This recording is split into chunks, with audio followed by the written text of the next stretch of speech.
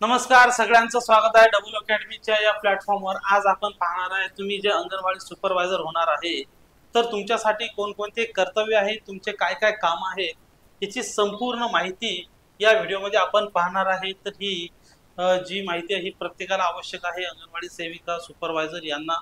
तर या ठिकाणी हा व्हिडिओ आपण लाईक करायचा आहे आणि तुम्हाला कोणत्या प्रकारचा व्हिडिओ बनवायचा आहे त्याची कमेंट करायची आहे। तर या ठिकाणी नवरात्र निमित्त या ठिकाणी आपण वार्षिक ऑफर दिलेली आहे। अंगणवाडी सुपरवायझरच्या येणाऱ्या अंतर्गत भरती, तसंच सरळ सेवेची भरती, तसंच 500 जागांची भरती, या सर्व भरतीसाठी या परीक्षा एनी टाइम चालूच राहणार असल्यामुळे 3000 रुपयामध्ये वर्षभर ऑनलाईन बॅच ची ऑफर या ठिकाणी आपण देत आहे आणि 2000 रुपयामध्ये 6 महिन्याची ऑफर या ठिकाणी देण्यात येत आहे। लक्षात ठेवा, ही ऑफर 10 तारखेपर्यंत आहे।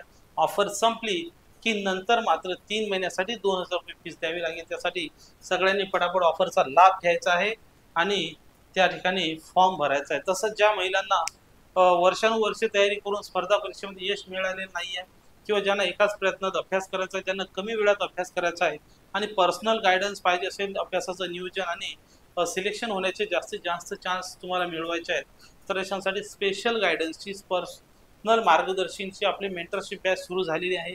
या बॅचमध्ये फक्त 30च सीट होत्या, मात्र त्या ठिकाणी 5 सीट्स फक्त सध्या उपलब्ध आहेत।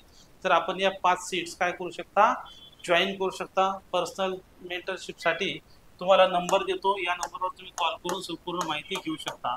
80 45 77 60। तसंच नवीन अभ्यासक्रमानुसार या ठिकाणी अभ्यासक्रम आलेला आहे, तो सुद्धा तुम्हाला नोट्स, टेस्ट सिरीज सगळं तुम्ही घरपोच मागू शकता किंवा रेग्युलर बॅच सुद्धा जॉईन करू शकता। तर मेंटरशिप बॅचची फीस वेगळी आहे, ती तुम्ही अजून चौकशी करा। तर या ठिकाणी अंगणवाडी सुपरवायझरला काय काय काम आहे बघा।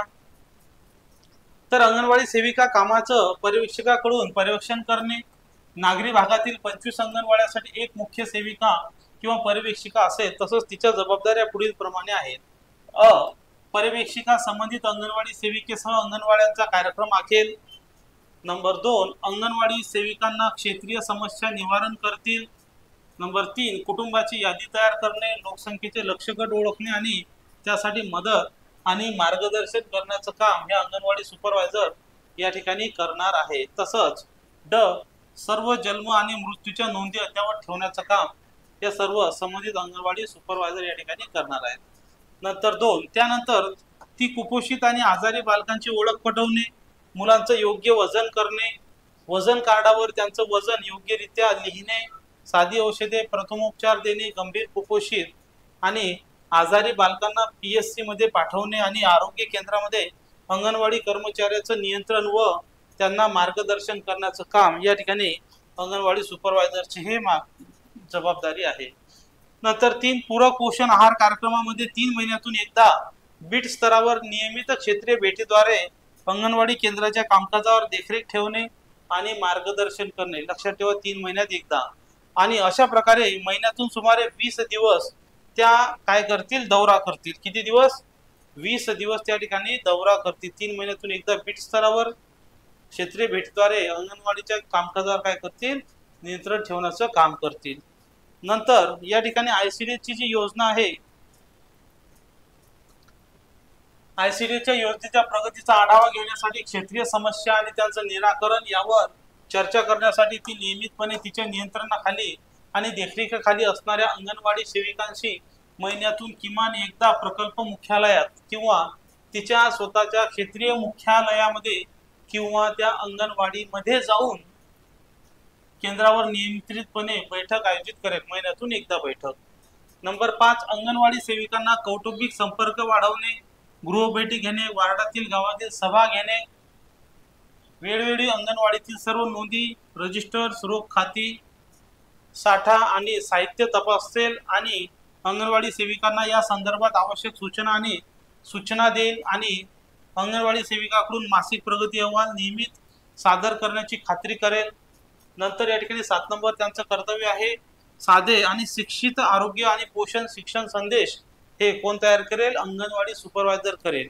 साधे प्रचार सामग्रीचा वापर करेल आणि आरोग्य आणि पोषण शिक्षण कार्यक्रम आयोजित करण्यासाठी अंगणवाडी सेविकांना मदत आणि मार्गदर्शन सुद्धा या ठिकाणी करेल. लक्षात ठेवा, नो टेन्शन काम आहे अंगणवाडी सुपरवायझरचं. बस जायचं, चेक करायचं, चौकशी करायची, पाहायची, रजिस्टर तपासायचे, सऱ्या मारायचे, काम खलास. त्याचप्रमाणे ती अंगणवाडी सेविकांना कार्यात्मक साक्षरता वर्ग आयोजित करण्यास मदत करेल, मार्गदर्शन करेल. त्यांच्या भेटीमध्ये वर्गांना गुंतवून योग्य शैक्षणिक साहित्य प्रदान करून आणि कार्यात्मक साक्षरता घटक समृद्ध करण्यासाठी इतर कार्यकर्त्यांची मदत आणि त्यांना समर्थन मिळवून देईल. ती एकीकडे अंगणवाडी सेविका, CDPO तसंच अंगणवाडी सेविका आणि PSC कर्मचारी विशेषतः LHV यांच्यामध्ये संपर्काने समन्वय करेल.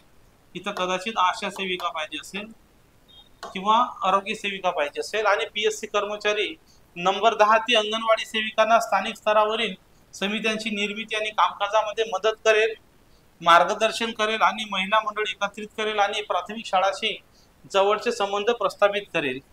आणि बाल विकास प्रकल्प अधिकारी यांच्या मार्फत शासनाच्या बालक आणि महिला यांच्याशी निगडीत सर्व योजनांची अंमलबजावणी करण्यासाठी सहाय्यक म्हणून काम करणार आहे. तर हे कोणाचं कार्य आहे? सगळं कर्तव्य आणि जबाबदारी अंगणवाडी सुपरवायझरच्या आहेत. तर या ठिकाणी आपण ह्या सगळ्या जबाबदाऱ्या बघितलेल्या आहेत.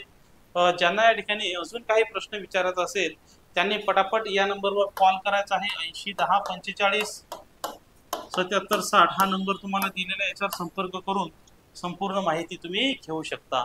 व्हिडिओ शेवटपर्यंत पाहायचा आहे, कारण की या चॅनलवर तुम्हाला सर्व परीक्षेचे अपडेट भेटणार आहेत. व्हिडिओ शेवटपर्यंत पाहिला त्याबद्दल धन्यवाद. जय हिंद, जय महाराष्ट्र.